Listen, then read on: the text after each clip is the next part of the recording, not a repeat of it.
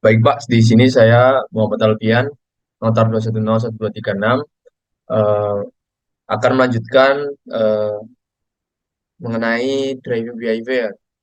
Karena kan tadi sudah dijelaskan oleh rekan-rekan yang lainnya bahwa hasilnya memang sudah berjalan, namun belum mendapatkan hasil yang benar-benar valid karena terkesan tidak nyata, yakni terhadap perilaku pengemudi di lapangan secara real. Sehingga parameter yang selanjutnya kita harus masukkan atau kita input di PTV Sim ini yakni driving behavior-nya. Nah, langsung saja kita kerjakan, yakni kita buka di base data, lalu di sini kita bisa lihat driving behavior. Nah, dari kita bisa lihat di dalam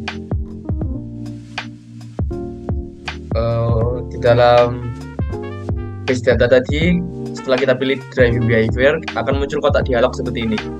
Kita bisa lihat ada 9 kotak dialog. Ini semuanya menunjukkan pergerakan di setiap ruas jalannya. Tapi kita fokus langsung di urbannya, yakni bisa dikatakan urban ini adalah pengguna jalannya. Jadi otomatis ke semua pengguna jalan yang ada di dalam display ini akan menyesuaikan. Jadi kita klik di sini di kanan, nah kita edit. Nah, di dalam driving behavior itu terdapat kalau menurut saya ada terdapat 4 tools yang utama, yakni following, lane change, lateral, dan signal control. Selainnya ini hanya tambahan saja. Jadi kita langsung saja ke following, yakni di sini kita bisa lihat di dalam ini ada 2 opsi, yaitu Wideman 74 dan Wideman 99. Nah, kalau kita bisa lihat, kita akan menggunakan Wideman 74. Kenapa? Karena di dalamnya hanya terdapat 3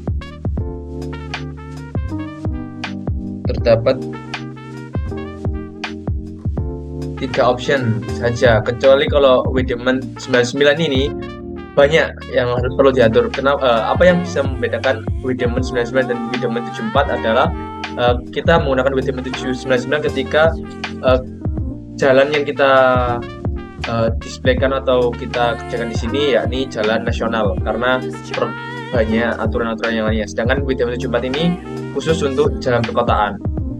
Nah, selanjutnya langsung saja. Di sini kan terdapat 2 meter. Kita akan ganti sesuai dengan data yang kita dapatkan, yakni yang pertama ini average standstill distance ini, yakni jarak depan belakang ketika berhenti, ketika kendaraan itu berhenti, yakni di dalam apil itu ya spesiesnya. Kita ganti sesuai dengan data, yaitu 0,65 meter.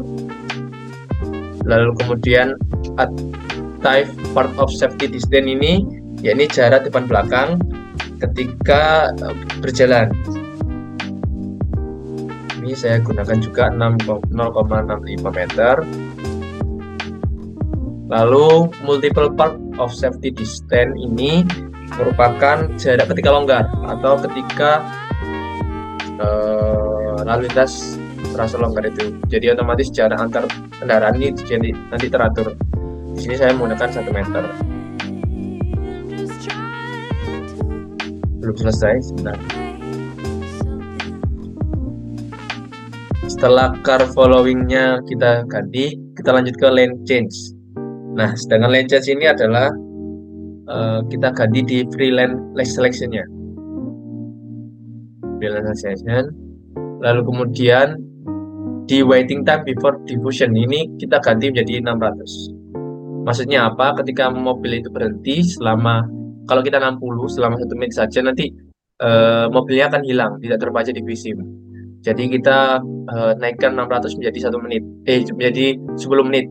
Otomatis itu lebih dari display tadi. Lanjut ke lateral. Nah, di lateral ini merupakan jarak bersampingan kanan kiri dari kendaraan tersebut. Nah, kita di sini di set position at free flow ini kita pilih any. Apa maksudnya? Kan kita tahu bahwa kendaraan di Indonesia ini punya agresivitas yang tinggi. Otomatis ketika longgar itu kebanyakan orang-orang itu tidak hanya di kiri, tidak hanya di lajur kiri, ada yang beberapa di lajur kanan dan juga ya ada yang juga di lajur kanan. Lalu selanjutnya kita ini overtake on same lane ini kita centang keduanya, baik left maupun right. Maksudnya apa? Tadi yang sudah saya sampaikan bahwa di Indonesia itu agresivitas kendaraan itu tinggi sehingga pengguna bisa menyalip dari kiri maupun kanan. Jadi kita centang keduanya. Lalu collision time gain-nya 2 ya, betul. Minimum length itu speednya juga. Nah, dan yang terakhir adalah signal control. Nah, di signal control ini yang perlu dilihat adalah ini behavior at amber signal ini continuous check. Kita sesuaikan. Lalu behavior at red atau amber signal ini kita pilih go same as green. Karena kita tahu bahwa di Indonesia ini perilaku pengguna kendaraan ketika mau merah malah mereka ini menggas agar mereka tidak terkena lampu merah, dan juga ketika lampu kuning juga udah siap-siap gas.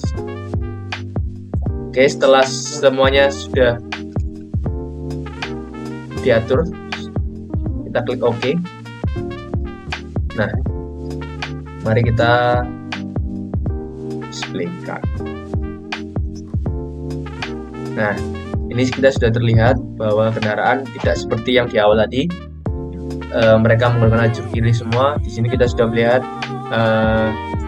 bahwa ada yang di lajur kanan, lalu kemudian mereka berbelok, juga ada yang bisa mengambil dari kanan maupun kiri, sehingga data yang kita dapatkan juga display yang kita langsungkan ini juga lebih real dan lebih nyata.